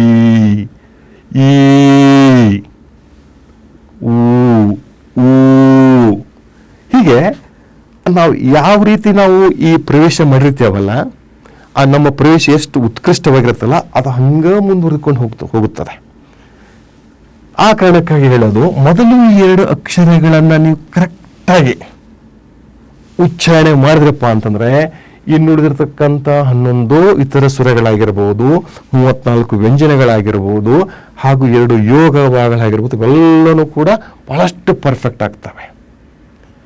ಅದಕ್ಕೆ ಒಂದೇ ಒಂದು ಕಾರಣ ಏನಪ್ಪಾ ಅಂತಂದ್ರೆ, ಎಲ್ಲ ವರ್ಣಗಳನ್ನು ನಾವು ಈ ಭಾಗದಲ್ಲಿ ಉಚ್ಚಾರಣೆ ಮಾಡಬೇಕು.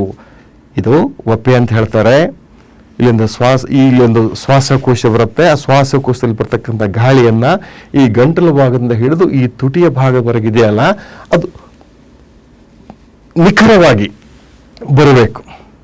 ಕೇವಲ ಬಾಯಿಯಲ್ಲಿ ಮಾತ್ರ ವರ್ಣಗಳನ್ನು ಹೇಳಲಿಕ್ಕೆ ಆಗುವುದಿಲ್ಲ. ಹೇಳಿದರೂ ಕೂಡ ಅವು ಕೇಳುವವರಿಗೆ ಬೇರೆ ಬೇರೆ ರೀತಿಯಾಗಿ ಕೇಳಿಸ್ಲಿಕ್ಕೆ ಸಾಧ್ಯತೆಗಳಿದ್ದಾವೆ.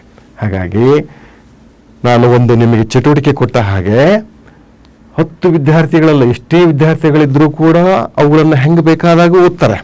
ಆದರೆ ಹಿಂದಿರ್ತಕ್ಕಂಥ ಒಂದು ಸೂತ್ರ ಗೊತ್ತಾದರೆ, ಏನು ಸೂತ್ರಪ್ಪ ಅಂದರೆ, ವರ್ಣಗಳನ್ನು ಗಂಟಲಲ್ಲಿ ಉಚ್ಚಾರ ಮಾಡಬೇಕು ಅನ್ನುವ ಒಂದು ನಿಯಮ ಗೊತ್ತಾದರೆ ಎಲ್ಲರೂ ಕೂಡ ಅದನ್ನು ಒಂದೇ ರೀತಿಯಾಗಿ ಉಚ್ಚಾರಣೆ ಮಾಡ್ತಾರೆ.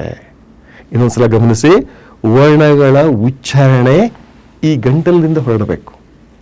ಹಾಗಾಗಿ ಇನ್ನು ಮುಂದುವರೆದ ಭಾಗ ನೋಡ್ಬೇಕಪ್ಪ ಅಂತಂದ್ರೆ, ಇನ್ನು ಮಹಾಪ್ರಾಣಗಳನ್ನ ಹೇಗೆ ಉಚ್ಚಾರ ಮಾಡೋದು? ಅಲ್ಪ ಪ್ರಾಣ, ಮಹಾಪ್ರಾಣ ಅಂತ ಕರೆದೇವಲ್ಲ, ಇವುಗಳ ಉಚ್ಚಾರಣೆ ಹೇಗೆ? ಈ ವರ್ಗ 1 ಮತ್ತು 3 ಇವುಗಳಿಗೆ ಅಲ್ಪ ಪ್ರಾಣ ಅಂತ ಕರಿತೇವೆ. ವರ್ಗ 2 ಮತ್ತು 4ಕ್ಕೆ ಮಹಾಪ್ರಾಣ ಅಂತ ಕರಿತೇವೆ. ಈ ಅಲ್ಪ ಪ್ರಾಣ ಯಾಕಂದ್ರು, ಮಹಾಪ್ರಾಣ ಯಾಕಂದ್ರು ಅನ್ನೋದ್ರ ಬಗ್ಗೆ ನಾವು ತಿಳ್ಕೋಬೇಕಾಗತ್ತೆ. ಈಗ ಆಗಲೇ ಹೇಳಿದ ಹಾಗೆ ಸ್ವರಗಳನ್ನ ಹ್ರಸ್ವ ಮತ್ತು ದೀರ್ಘ ಅದನ್ನ ಉಚ್ಚಾರಣೆಯಲ್ಲಿ ಅ ಆ ಅಂತ ತಿಳ್ಕೊಂಡಿದ್ದೇವೆ. ಇನ್ನು ಇವುಗಳನ್ನ ಹೇಗೆ ಉಚ್ಚಾರ ಮಾಡಬೇಕು ಅಂದ್ರೆ, ಅಲ್ಪ ಪ್ರಾಣಗಳನ್ನ ಮತ್ತು ಮಹಾಪ್ರಾಣಗಳನ್ನ ಹೇಗೆ ಉಚ್ಚಾರ ಮಾಡಬೇಕು ಅಂತ ಕೇಳಿದಾಗ ಕೆಲವು ವಿದ್ಯಾರ್ಥಿಗಳು ಹೇಳ್ತಾರೆ ಖ ಅಂತ ಹೇಳ್ತಾರೆ. ಖ ಹಂಗಿಲ್ಲ, ಅದು ಉಚ್ಚಾರಣೆ ಹಾಗಿಲ್ಲ. ಕ ವ್ಯಂಜನ, ಅದು ಕ ವ್ಯಂಜನ ಅಷ್ಟೇ. ಇನ್ನು ಮಹಾಪ್ರಾಣ ಉಚ್ಚಾರಣೆ ಮಾಡ್ಬೇಕಾದ್ರೆ ಹೀಗೆ ಅಲ್ಲಿ ಬಹಳ ಕಷ್ಟಪಡೋ ಅಗತ್ಯ ಇಲ್ಲ. ಇದನ್ನು ಗಮನಿಸಬೇಕು. ಇದರ ಉಚ್ಚಾರಣೆ, ವ್ಯಂಜನಗಳ ಉಚ್ಚಾರಣೆ, ಅಲ್ಪ ಪ್ರಾಣ ಮಹಾಪ್ರಾಣಗಳ ಮಧ್ಯ ಇರ್ತಕ್ಕಂಥ ವ್ಯತ್ಯಾಸವನ್ನು ಹೆಂಗೆ ತಿಳ್ಕೊಬೇಕಂತಂದ್ರೆ, ಅಥವಾ ಅದನ್ನ ಕೇಳುವವರೆಗೆ ಹೇಗೆ ನಾವು ನಿಖರವಾಗಿ ತಲುಪಿಸ್ಬೇಕಪ್ಪ ಅಂತಂದ್ರೆ, ಖ ನೋಡಿ, ಗಾಳಿಯನ್ನ ಸಂಪೂರ್ಣವಾಗಿ ಹೊರಗೆ ಹಾಕ್ತಾ ಇದ್ದೀನಿ. ಮಹಾಪ್ರಾಣ ಉಚ್ಚಾರ ಮಾಡಬೇಕಾದ್ರೆ ಗಾಳಿಯನ್ನ ಸಂಪೂರ್ಣವಾಗಿ ಹೊರಗೆ ಹಾಕಬೇಕು. ಇನ್ನೊಂದು ಚೂರು ಗಮನಿಸಿ, ವರ್ಗ ಪ್ರಥಮಾಕ್ಷರಗಳು ಕ ಚ ಟ ತ ಪ, ಇದನ್ನು ಹೇಗೆ ಉಚ್ಚಾರ ಮಾಡ್ತಾರಪ್ಪ ಅಂದ್ರೆ, ನಾಭಿ ಮೂಲದೋಳ್, ನಾಭಿ ಅಂದ್ರೆ ಹೊಕ್ಕಳ ಭಾಗ, ಕಹಳೆಯ ಪಾಂಗಿನ ಓಳ್, ಕೇಶರಾಜ ಹೇಳಿರ್ತಕ್ಕಂಥ ಒಂದು ನಿಯಮ ಇದು. ನಾಭಿ ಮೂಲದೋಳ್ ಕಹಳೆಯ ಪಾಂಗಿನ ಓಳ್ ಜನಿಸುಗು ಶಬ್ದದ್ರವ್ಯಂ ಸ್ವೀತಂ ಧ್ವನಿ ಮದರ ಕಾರ್ಯಂ. ಅಂದ್ರೆ ಇದರ ಅರ್ಥ ಏನಪ್ಪ ಅಂತಂದ್ರೆ, ಹೊಕ್ಕಳು ಭಾಗ, ವಪೆಯ ಭಾಗದಿಂದ ಬಂದಿರತಕ್ಕ ಶ್ವಾಸಕೋಶದ ಮುಖಾಂತರ ಬರ್ತಕ್ಕಂಥ ಗಾಳಿ, ಅದಕ್ಕೆ ಯಾವುದೇ ಆಕಾರ ಇರುವುದಿಲ್ಲ. ಅದನ್ನ ಗಂಟಲ ಭಾಗದಿಂದ ಹಿಡಿದುಕೊಂಡು ತುಟಿಯ ಭಾಗದವರೆಗೂ ನಾವೇನು ಧ್ವನಿಗಳನ್ನು ಸ್ಪರ್ಶನೆ ಮಾಡಿ ನಾವು ಧ್ವನಿಗಳನ್ನು ಹುಟ್ಟಿಸ್ತೇವಲ್ಲ, ಅದು ಆ ಒಂದು ಪ್ರಕ್ರಿಯೆ. ಇಲ್ಲಿ ಏನು ಗಮನಿಸಬೇಕಾಗಿದೆಯಪ್ಪ ಅಂದ್ರೆ, ಅಲ್ಪ ಪ್ರಾಣ ಮಹಾಪ್ರಾಣ ಉಚ್ಚಾರಣೆ ಹೇಗೆ ತಂದಾಗ, ಆ ಈ ಹೊಕ್ಕಳ ಭಾಗದ ಒಪ್ಪೆಯಿಂದ ಗಾಳಿ ತೆಗೆದುಕೊಂಡಿರ್ತೇವಲ್ಲ, ಒಂದು ಸಲ ತೆಗೆದುಕೊಂಡಿರ್ತಕ್ಕಂಥ ಉಸಿರಿನಲ್ಲಿ ಅಥವಾ ಗಾಳಿಯಲ್ಲಿ ಉಸಿರಿನಲ್ಲಿ ಒಂದು ಸಲ ತೆಗೆದುಕೊಂಡಿರ್ತಕ್ಕಂಥ ಉಸಿರಿನಲ್ಲಿ 5 ಅಲ್ಪ ಪ್ರಾಣಗಳನ್ನು ಉಚ್ಚಾರಣೆ ಮಾಡಬಹುದು. ಕ ಚ ಟ ತ ಫ. ಇನ್ನೊಂದ್ಸಲ ಗಮನಿಸಿ, ಒಂದೇ ಬಾರಿಗೆ ತೆಗೆದುಕೊಂಡಿರ್ತಕ್ಕಂಥ ಹವೆಯಲ್ಲಿ, ಉಸಿರಿನಲ್ಲಿ ಅಥವಾ ಗಾಳಿಯಲ್ಲಿ ಕ ಚ ಟ ತ ಪ ಎಂಬ 5 ವರ್ಗ ಪ್ರಥಮಾಕ್ಷರಗಳನ್ನು ಅಥವಾ ಅಲ್ಪ ಪ್ರಾಣಗಳನ್ನು ಉಚ್ಚಾರ ಮಾಡಬಹುದು. ಒಂದೇ ಉಸಿರಿನಲ್ಲಿ 5 ಅಲ್ಪ ಪ್ರಾಣಗಳನ್ನು ಹೇಳಲಿಕ್ಕೆ ಸಾಧ್ಯ ಇದೆ.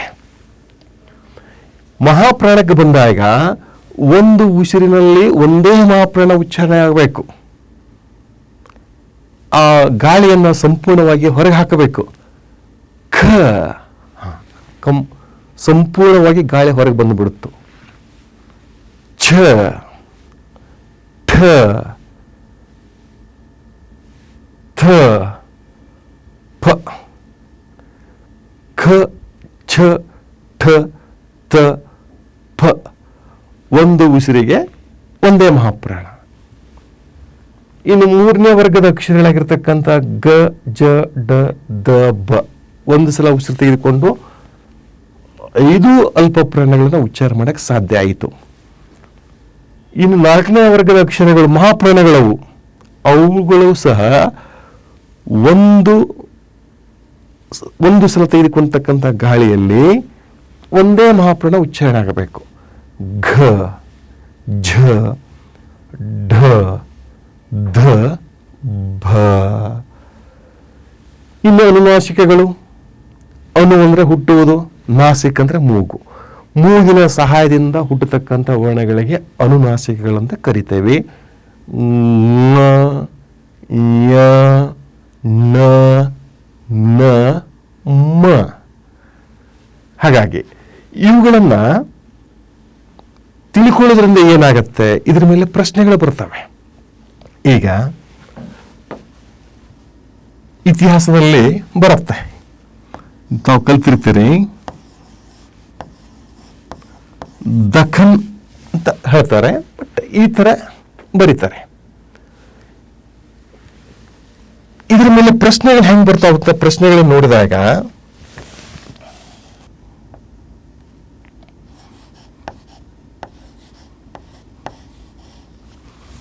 1 2 3 4 ಅಂತ ಕೊಡೋಣಂತೆ. ಇಂಥ ಪ್ರಶ್ನೆಗಳು ಸಾಮಾನ್ಯವಾಗಿ ಬಂದೇ ಬರುತ್ತವೆ. ಯಾಕಂದರೆ ಸರಿ ಮತ್ತು ತಪ್ಪು ಶಬ್ದಗಳನ್ನು ಗುರುತಿಸುವಂತ ಅನ್ನುವ ಒಂದು ಶೀರ್ಷಿಕೆ ಅಡಿಯಲ್ಲಿ ಇಂಥ 5-6 ಪ್ರಶ್ನೆಗಳು ಬರ್ತವೆ. ಅವುಗಳನ್ನು ಗುರುತಿಸುವ ಒಂದು ವಿಧಾನ ನಮಗೆ ವರ್ಣಮಾಲೆಯಲ್ಲೇ ತಿಳಿಸಿಕೊಡುತ್ತೆ, ನಿಯಮಗಳು ಹೇಳ್ತವೆ. ಹಾಗಾಗಿ ಈಗ ಈ 4ರಲ್ಲಿ ಸರಿಯಾದ ಶಬ್ದ ಯಾವುದು ಅಂತ ಪ್ರಶ್ನೆ ಬರುತ್ತೆ. ಇದು ಯಾವುದು ಅನ್ನೋದನ್ನು ಇದರ ಮುಂದಿನ ಭಾಗದಲ್ಲಿ ತಮಗೆ ಹೇಳ್ತಾನೆ, ಅದನ್ನ ಮುಂದೆ ನೋಡುವ. ಇನ್ನು ಯೋಗ ಭಾಗಗಳ ವಿಚಾರಕ್ಕೆ ಬಂದಾಗ ಅವುಗಳಿಗೆ ಸ್ವತಂತ್ರ ಉಚ್ಚಾರಣೆ ಇಲ್ಲ, ಅವುಗಳು ಸ್ವರಗಳ ಸಹಾಯದಿಂದ ಉಚ್ಚಾರಣೆಗೆ ಒಳಪಡ್ತೇವೆ ಅನ್ನುವುದನ್ನು ನೋಡಿದೆವು. ಅವುಗಳನ್ನು ಅಮ್ ಅಹ ಅಂತ ಕರಿತೇವೆ. ಅಮ್ ಅನ್ನುವುದನ್ನು ಅನುಸ್ವರ ಎಂದು, ಅಹ ಅನ್ನುವುದನ್ನು ವಿಸರ್ಗ ಎಂದು ಕರೆಯುತ್ತೇವೆ. ಇನ್ನು ಮುಂದಿನ ಭಾಗದಲ್ಲಿ ನೋಡುವುದಾದರೆ ಮೂಲಾಕ್ಷರಗಳು 49. ಇನ್ನು ಗುಣಿತಾಕ್ಷರಗಳು ಅಂದರೆ ಏನು? ಗುಣಿತಾಕ್ಷರಗಳಂತಂದ್ರೆ ವ್ಯಂಜನಗಳಿಗೆ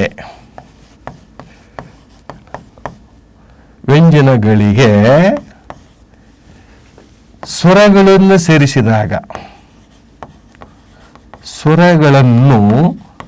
ಸೇರಿಸಿದಾಗ ಹುಟ್ಟುವ ವರ್ಣಕ್ಕೆ ಏನು ಕರಿತೀವಪ್ಪ ಅಂತಂದ್ರೆ ಗುಣಿತಾಕ್ಷರಗಳನ್ನು ಕರಿತೇವೆ.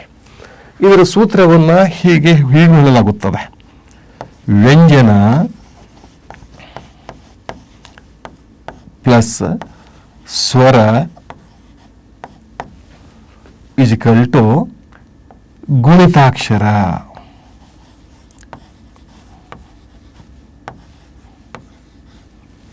ಅದಕ್ಕೆ ಇನ್ನೊಂದು ಹೆಸರೇನಪ್ಪ ಅಂತಂದ್ರೆ ಕಾಗುಣಿತ ಅಂತಲೂ ಕರೀತಾರೆ. ಕಾಗುಣಿತ.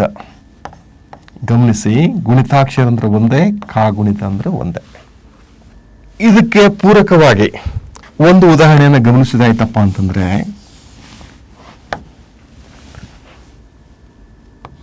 ಇಲ್ಲಿ ಒಂದು ಶಬ್ದವನ್ನು ನಾನು ಬರೆದಿದ್ದೇನೆ, ಮರ ಅಂತ ಬರೆದಿದ್ದೇನೆ. ಇದರಲ್ಲಿ ಇರುವ ಮೂಲಾಕ್ಷರಗಳ ಸಂಖ್ಯೆ ಎಷ್ಟು ಅಂತ ಕೇಳಿದಾಗ ಇಲ್ಲಿ ಮ ಅನ್ನುವ ವ್ಯಂಜನಕ್ಕೆ ಅ ಅನ್ನುವ ಸ್ವರ ಸೇರಿದೆ ಮತ್ತು ರ ಅನ್ನುವ ವ್ಯಂಜನಕ್ಕೆ ಅ ಎನ್ನುವ ಸ್ವರ ಸೇರಿದೆ. ಹಾಗಾಗಿ ಈ ಮರ ಎನ್ನುವ ಶಬ್ದದಲ್ಲಿ 4 ಮೂಲಾಕ್ಷರಗಳಿದ್ದಾವೆ. ಮ, ಅ, ರ ಅ. ಹಾಗೆ ಕೆನೆ ಅನ್ನುವ ಈ ಶಬ್ದದಲ್ಲಿ ಕ ಮತ್ತು ಎ, ನ ಮತ್ತು ಎ ಎಂಬ 4 ಮೂಲಾಕ್ಷರಗಳು ಸೇರಿಕೊಂಡಿವೆ. ಇದನ್ನ ಅಂದ್ರೆ ವ್ಯಂಜನಕ್ಕೆ ಸ್ವರಗಳನ್ನು ಸೇರಿಸಿ ಹೇಳುವುದನ್ನು ನಾವು ಕಾಗುಣಿತಗಳು ಅಥವಾ ಗುಣಿತಾಕ್ಷರಗಳು ಅಂತೇಳಿ ಕರೀತೇವೆ. ಇನ್ನು ಮುಂದುವರೆದು ಸಂಯುಕ್ತಾಕ್ಷರಗಳು ಅಂದ್ರೆ ಒತ್ತಕ್ಷರಗಳನ್ನು ಕರಿತೀವಲ್ಲ. ಸಂಯುಕ್ತ ಅಂದರೆ ಚೆನ್ನಾಗಿ ಹೊಂದಿಕೊಂಡದ್ದು. ಒತ್ತಕ್ಷರಗಳು ಒತ್ತಕ್ಷರಗಳಿಗೆ ಉದಾಹರಣೆಗೆ ಅಕ್ಕ ಅಥವಾ ಆತ್ಮ, ಹೀಗೆ ಇವುಗಳಿಗೆ ಒತ್ತಕ್ಷರಗಳು ಅಥವಾ ಸಂಯುಕ್ತಾಕ್ಷರಗಳನ್ನು ಕರಿತೇವೆ. ಇದು ಸಾಮಾನ್ಯವಾಗಿ ಎಲ್ಲ ವಿದ್ಯಾರ್ಥಿಗಳು ಗೊತ್ತಿರುವ ವಿಚಾರನೆ. ಆದರೆ ಇವುಗಳನ್ನು ಮೂಲಾಕ್ಷರಗಳಲ್ಲಿ ಬಿಡಿಸಿ ಬರೆಯುವ ಕ್ರಮ ಇದೆಯಲ್ಲ, ಅದು ಬಹಳ ಮುಖ್ಯವಾದದ್ದು. ಈಗ ಈ ಅಕ್ಕ ಅನ್ನುವುದನ್ನ ಮೂಲಾಕ್ಷರಗಳಲ್ಲಿ ಬರೆಯಿರಿ ಅಂತಂದಾಗ ಮೊದಲದು ಅ ಅಂತಕ್ಕಂಥ ಸ್ವರ ಇದೆ, ನಂತರದಲ್ಲಿ ಒಂದು ಕ ಅನ್ನುವ ವ್ಯಂಜನ ಇದೆ, ಮತ್ತೊಂದು ಕ ಅಂತಕ್ಕಂಥ ವ್ಯಂಜನ ಇದೆ, ಅದರ ಸ್ವರದ ಉಚ್ಚಾರಣೆ ಕೊನೆಯಲ್ಲಿ ಇದೆ ಅಕ್ಕ. ಅಲ್ಲಿ ಒಟ್ಟು 4 ಮೂಲಾಕ್ಷರಗಳು ಇರುತ್ತವೆ. ಹಾಗೆ ಆತ್ಮ ಅನ್ನುವುದನ್ನು ಬಿಡಿಸಿ ಬರೆದಾಗ ಆ ಅನ್ನುವ ಒಂದು ಸ್ವರ, ತ ಅನ್ನುವ ವ್ಯಂಜನ, ಅದಕ್ಕೆ ಮ ಅಂತಕ್ಕಂಥ ಮತ್ತೊಂದು ವ್ಯಂಜನ ಇದೆ, ಅದರಲ್ಲಿ ಅ ಅನ್ನುವ ಸ್ವರ ಇದೆ. ಇದನ್ನೇ ಒಂಚೂರು ಕಠಿಣಾವಸ್ಥೆಗೆ ತೆಗೆದುಕೊಂಡು ಹೋದಾಗ ಇಲ್ಲಿ ಈ ರೀತಿಯಾಗಿ ಬರೆದಿವಿ. ಒಂದು ಶಬ್ದವನ್ನು ಬರೆದಿದ್ದೀನಿ, ಅದರ ಮುಂದೆ ನಾನು ದೀರ್ಘವನ್ನು ಹಾಕಿಲ್ಲ. ಇದರ ಉಚ್ಚಾರಣೆಯನ್ನು ಗಮನಿಸಿದಾಗ ಅದರ ಮೊದಲ ವ್ಯಂಜನ ಸ, ಅದರ ಎರಡನೇ ವ್ಯಂಜನ ಥ, ಅದರ ಮೂರನೇ ವ್ಯಂಜನ ರ, ಅದರಲ್ಲಿ ಇರುವ ಸ್ವರ ಇ. ಗಮನಿಸಿ, ಹೀಗೆ ವರ್ಣಗಳನ್ನು ಸೇರಿಸಿ ಕಾಗುಣಿತ ಮಾಡುವುದು, ಕಾಗುಣಿತಗಳಿಂದ ಶಬ್ದವನ್ನು ನಿರ್ಮಿಸುವುದು ಮತ್ತು ಶಬ್ದಗಳನ್ನು ಮೂಲಾಕ್ಷರಗಳಲ್ಲಿ ವಿಂಗಡಿಸಿ ಬರೆಯುವುದು. ಈ ಒಂದು ವಿಚಾರದಲ್ಲಿ, ಈ ಒಂದು ಪ್ರಕ್ರಿಯೆಯಲ್ಲಿ ಹಲವಾರು ಪ್ರಶ್ನೆಗಳು ಕೂಡ ಪ್ರತಿ ಬಾರಿ ಬಂದಿರ್ತವೆ, ತಾವು ಗಮನಿಸಿರಬಹುದು.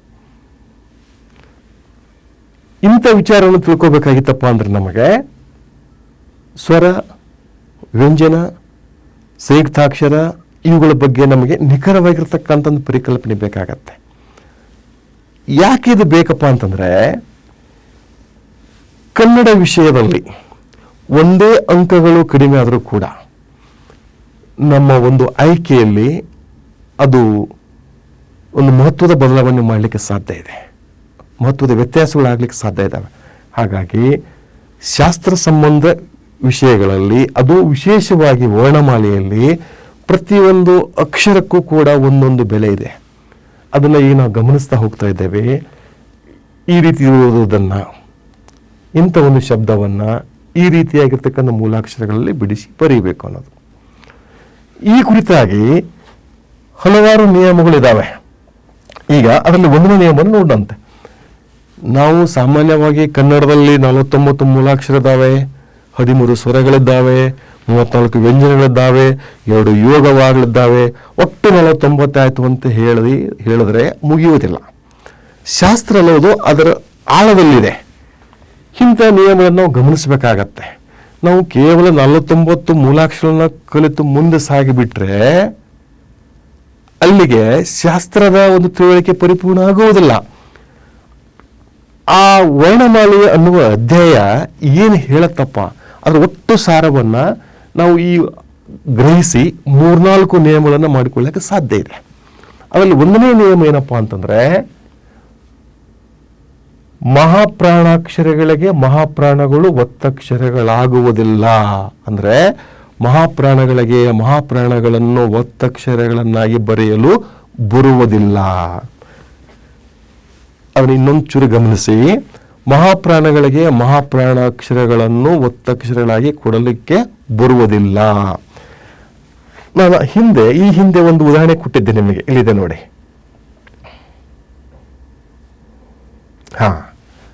ಈಗ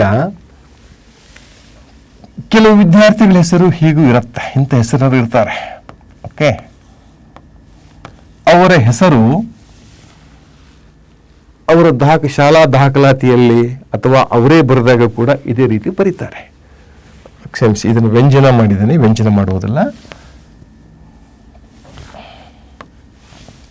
ಈ ರೀತಿ ಅಂತ ಇರುತ್ತೆ. ಈಗ ಇದು ಸರಿನೋ ತಪ್ಪು ಅಂತ ಗಮನಿಸಿದಾಗ ವ್ಯಾಕರಣ ಭಾಷಾಶಾಸ್ತ್ರ ಏನು ಹೇಳತ್ತಪ್ಪ ಅಂತಂದ್ರೆ, ಮಹಾಪ್ರಾಣ ಅಂತಂದ್ರೆ ಒಂದು ಉಸಿರಿನಲ್ಲಿ ಒಂದೇ ಮಹಾಪ್ರಾಣವನ್ನು ಮಾತ್ರ ಉಚ್ಚಾರ ಮಾಡಕ್ಕೆ ಸಾಧ್ಯ ಇದೆ. ಠ ಗಾಳಿ ಸಂಪೂರ್ಣವಾಗಿ ಹೊರ ಬಂದಿದೆ. ಹಾಗಾದ್ರೆ ಇದು ಸರಿನೋ ತಪ್ಪು ಅಂತ ಹೇಳಿದಾಗ ಇದು ತಪ್ಪು ಆಗತ್ತೆ. ಇದನ್ನ ಓದಲಿಕ್ಕೆ ಸಾಧ್ಯ ಇಲ್ಲ. ಅಕಸ್ಮಾತ್ ಓದಲೇಬೇಕು ಅಂತ ಪಟ್ಟು ಹಿಡಿದ್ರೆ ವಿ ಠ ಠ ಲ ಅಂತ ಹೇಳಬೇಕಾಗತ್ತೆ. ಹಾಗಾಗಿ ಈ ಕ್ರಮ ತಪ್ಪು. ಹೆಂಗೆ ಹೇಳ್ತೇವೆ? ಮಹಾಪ್ರಾಣಗಳಿಗೆ ಮಹಾಪ್ರಾಣಗಳನ್ನು ಒತ್ತಕ್ಷರಗಳಾಗಿ ಬರೆಯಲು ಬರುವುದಿಲ್ಲ ಅಂತ ಭಾಷಾಶಾಸ್ತ್ರದ ನಿಯಮ ಇದೆ. ಮತ್ತೆ ಅದರ ಸರಿಯಾದ ಕ್ರಮ ಯಾವುದು?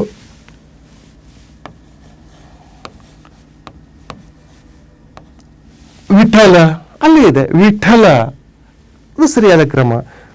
ನಾ ಈ ಹಿಂದೆ ಈ ಉದಾಹರಣೆ ತೆಗೆದುಕೊಂಡಿದ್ದೇವಲ್ಲ, ಇದರಲ್ಲಿ ಸರಿಯಾದದ್ದು ಯಾವುದಪ್ಪ ಅಂತಂದಾಗ ಇದು ಆಗುತ್ತೆ. ಇನ್ನು ಇವುಗಳು ಯಾಕೆ ಸರಿಯಾಗುವುದಿಲ್ಲ ಅನ್ನುವುದನ್ನ ಮುಂದಿನ ಸ್ಲೈಡಲ್ಲಿ ನೋಡೋಣಂತೆ.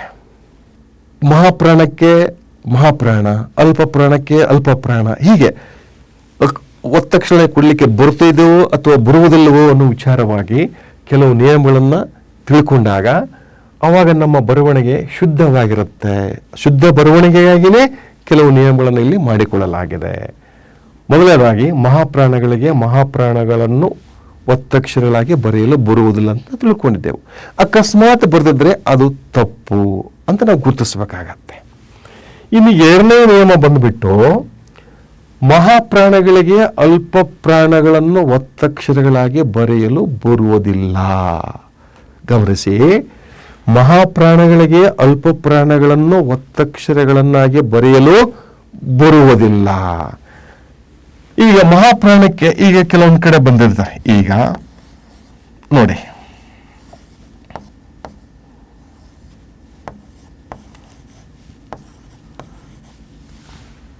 ಕೆಲವೊಂದು ಕಡೆ ಹೆಂಗೆ ಬರ್ದಿದ್ರಪ್ಪ ಅಂತಂದ್ರೆ, ಇಲ್ಲಿ ಏನಾಗಿದೆ, ಮಹಾಪ್ರಾಣಕ್ಕೆ ಅಲ್ಪ ಪ್ರಾಣ ಒತ್ತಕ್ಷರವಾಗಿ ಬಂದಿದೆ. ಹಾಗಾಗಿ ಇದು ತಪ್ಪು. ಕಾರಣ ಇಷ್ಟೇ, ಅದೊಂದು ನಿಯಮ ಇದೆ. ಮಹಾಪ್ರಾಣಗಳಿಗೆ ಅಲ್ಪ ಪ್ರಾಣಗಳನ್ನು ಒತ್ತಕ್ಷರಗಳನ್ನಾಗಿ ಬರೆಯಲು ಬರುವುದಿಲ್ಲ. ಮುಂದಿನ ನಿಯಮ ನೋಡೋಣಂತೆ.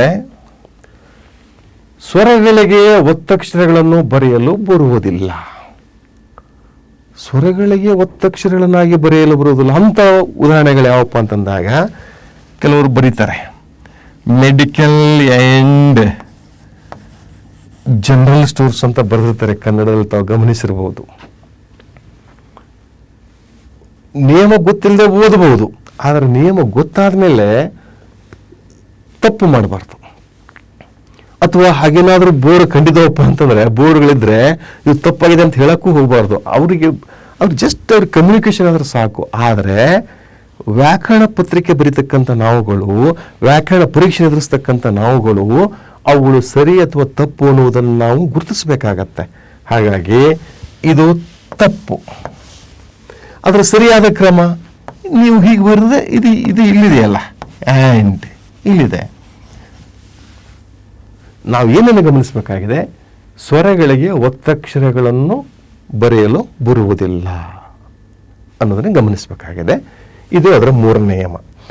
ಇನ್ನು ನಾಲ್ಕನೇ ನಿಯಮ ಏನಪ್ಪಾ ಅಂತಂದ್ರೆ, ವ್ಯಂಜನಗಳ ಮುಂದೆ ಯೋಗವಾಹಗಳನ್ನು ಬರೆಯಲು ಬರುವುದಿಲ್ಲ. ಈಗ ಉದಾಹರಣೆಗಾಗಿ ಇದು ವ್ಯಂಜನ. ನೀವು 34 ವ್ಯಂಜನಗಳಲ್ಲಿ ಯಾವುದಾದ್ರು ತೆಗೆದುಕೊಳ್ಳ್ರಿ. ಆ ವ್ಯಂಜನದ ಮುಂದೆ ನಾವು ಈ ರೀತಿಯಾಗಿ ಬರ್ದೇವಪ್ಪ ಅಂತಂದ್ರೆ ಅದಕ್ಕೆ ಉಚ್ಚಾರಣೆ ಇಲ್ಲ, ಅದು ಓದೋಕೆ ಆಗುವುದಿಲ್ಲ. ನ ವ್ಯಂಜನ ಅನುಸ್ವರ ಅಂತ ಹೇಳಬೇಕಾಗತ್ತೆ ಅಷ್ಟೆ. ಕೆಲವೊಂದು ಕಡೆ ಬರೆಯೋಕ್ಕೆ ಸಾಧ್ಯನೂ ಕೂಡ ಇದೆ. ಕೆಲವೊಂದು ಕಡೆ ಬರೀತಾರೆ, ಅದು ತಪ್ಪು ಅಷ್ಟೇ. ಆದರೆ ಸರಿ ಯಾವುದು ತಪ್ಪು ಯಾವುದು ಅಂತ ಗುರುತಿಸೋದು ಮಾತ್ರ ನಮ್ಮ ಕೆಲಸ. ನಾವೇನು ತಿಳ್ಕೊಬೇಕಾಗಿದೆ, ವ್ಯಂಜನಗಳ ಮುಂದೆ ನೇರವಾಗಿ ಯೋಗವಾಹಗಳನ್ನು ಬರೀಲಿಕ್ಕೆ ಬರುವುದಿಲ್ಲ, ಅಲ್ಲಿ ಸ್ವರ ಸೇರಿರಬೇಕಷ್ಟೆ. ಓಕೆ, ಹಾಗಾಗಿ ಇದು ತಪ್ಪು, ಹಿಂಗೆ ಬರೆದಿದ್ರೆ ಅದು ತಪ್ಪು ಅಂತ ನಾವು ಗುರುತಿಸ್ಬೇಕಾಗತ್ತೆ. ಅದಕ್ಕೊಂದು ಉದಾಹರಣೆ ಏನಪ್ಪಾ ಅಂತಂದ್ರೆ, ಹೀಗೆ ಅಕ್ಕಂ ಅಂತ ಬಂದಿರುತ್ತೆ, ಬಟ್ ಅದ್ರ ಉಚ್ಚಾರಣೆ ಇಲ್ಲ ಅದರಲ್ಲಿ. ಹಾಗಾಗಿ ಇದು ತಪ್ಪು ಕ್ರಮ.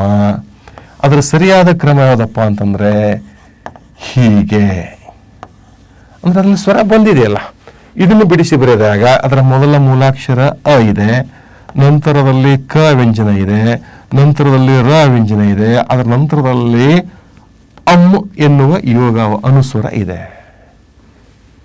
ಅನುಸ್ವರಯುಕ್ತ ಅಕ್ಷರವಿದೆ. ಓಕೆ, ಅದು ಸರಿಯಾದ ಕ್ರಮ. ನಿಯಮ ಏನು ಹೇಳುತ್ತೆ, ವ್ಯಂಜನಗಳ ಮುಂದೆ ಯೋಗವಾಹಗಳನ್ನು ನೇರವಾಗಿ ಬರಲಿಕ್ಕೆ ಬರುವುದಿಲ್ಲ, ಅದು ಬರೆದಿದ್ರೆ ಅದು ತಪ್ಪು ಅನ್ನೋದನ್ನು ನಾವು ಈ ಭಾಗದಲ್ಲಿ ತಿಳ್ಕೋಬೇಕಾಗತ್ತೆ. ಇನ್ನು ಮುಂದುವರೆದು ಏನು ಗಮನಿಸಬೇಕಾಗಿದೆಯಪ್ಪ ಅಂತಂದ್ರೆ, ಈಗೆಲ್ಲ ನಾವು ಹೆಂಗೆ ಬರೀಬೇಕು ಅಂತ ನೋಡಿದೆವು, ಬರೆದಿರುವ ಪದಗಳನ್ನು ಹೇಗೆ ವಿಂಗಡಿಸಬೇಕು ಅನ್ನೋದು ಬಹಳ ಮುಖ್ಯ ಆಗಿರುತ್ತೆ. ಹೇಗೆ ನಾವು ಮೆಟ್ಟಿಲುಗಳನ್ನು ಹತ್ತಿ ಮೇಲೆ ಹೋಗ್ತೇವಲ್ಲ, ಮತ್ತು ಇಳಿಯುವುದು ಕೂಡ ಅಷ್ಟೇ ಮುಖ್ಯ ಆಗಿರುತ್ತೆ. ಆ ರೀತಿಯಲ್ಲಿ ಇದನ್ನ ಒಂದು ನಿರ್ಮಾಣ ಮಾಡಿರ್ತಕ್ಕಂಥ ಶಬ್ದಗಳನ್ನು ಅಥವಾ ಪದಗಳನ್ನು ಅವುಗಳನ್ನು ಮೂಲಾಕ್ಷರದಲ್ಲಿ ಬಿಡಿಸಿ ಬರೆಯುವ ಒಂದು ಸರಿಯಾದ ಕ್ರಮ ಯಾವುದನ್ನು ಕೂಡ ನಾವು ತಿಳ್ಕೋಬೇಕಾಗತ್ತೆ. ಇಂಥ ಪ್ರಶ್ನೆಗಳು ಪರೀಕ್ಷೆಗಳಲ್ಲಿ ಖಂಡಿತ ಬರುತ್ತವೆ, ಪ್ರತಿ ಸಲನೂ ಬರುತ್ತವೆ ಮತ್ತು ಬರಲೇಬೇಕು. ಅಂಥ ಕೆಲವು ವಿಚಾರಗಳನ್ನು, ಉದಾಹರಣೆಗಳನ್ನು, ಪ್ರಶ್ನೆಗಳನ್ನು ಈ ಸಂದರ್ಭದಲ್ಲಿ ನಾವು ಗಮನಿಸೋಣಂತೆ. ಈಗ ಪದಗಳನ್ನು ಮೂಲಾಕ್ಷರಗಳಲ್ಲಿ ಬಿಡಿಸಿ ಬರೆಯುವ ಕ್ರಮ. ಈಗ ಕರ್ನಾಟಕ ಅಂತಕ್ಕಂಥ ಒಂದು ಶಬ್ದ ಇದೆ, ಕರ್ನಾಟಕ.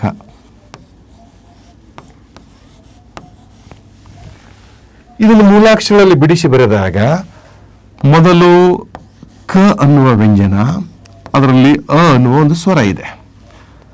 ನಂತರದಲ್ಲಿ ಸ್ವಲ್ಪ ಗಮನಿಸಬೇಕು, ಕೆಲವು ವಿದ್ಯಾರ್ಥಿಗಳು ಏನು ಮಾಡ್ತಾರಪ್ಪ ಅಂತಂದ್ರೆ ಕ ಬರೆದು ಅ ಬರೆದು ಮುಂದೆ ನ ಬರೆದು ಬಿಡ್ತಾರೆ, ಅದು ತಪ್ಪಾಗಿರುತ್ತೆ. ಕರ್ನಾಟಕ ಉಚ್ಚಾರಣೆ ಪರ್ಫೆಕ್ಟ್ ಆದರೆ ಬರವಣಿಗೆ ತಾನೇ ಸರಿಯಾಗಿ ಹೊಂದುತ್ತೆ. ಕರ್ನಾಟಕ, ಖ ಅ ಆದಮೇಲೆ ರ ನಂತರದಲ್ಲಿ ನ ಬಂದಿದೆ, ಕರ್ನಾಟಕ. ಹಾಗಾಗಿ ಅವರ ಉಚ್ಚಾರಣೆ ಗಮನಿಸಿದಾಗ ಕ ಅ ರ ನ ಆ, ಹೌದಾ? ನಂತರದಲ್ಲಿ ಟ, ಅದರಲ್ಲಿರೋ ಸ್ವರ ಅ, ಕೊನೆಯಲ್ಲಿ ಖ, ಅದರಲ್ಲಿರುವ ಸ್ವರ ಅ.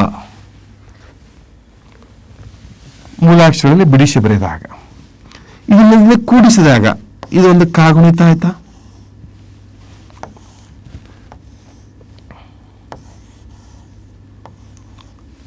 ಇದೊಂದು ಸಂಯುಕ್ತಾಕ್ಷರವಾಯ್ತಾ?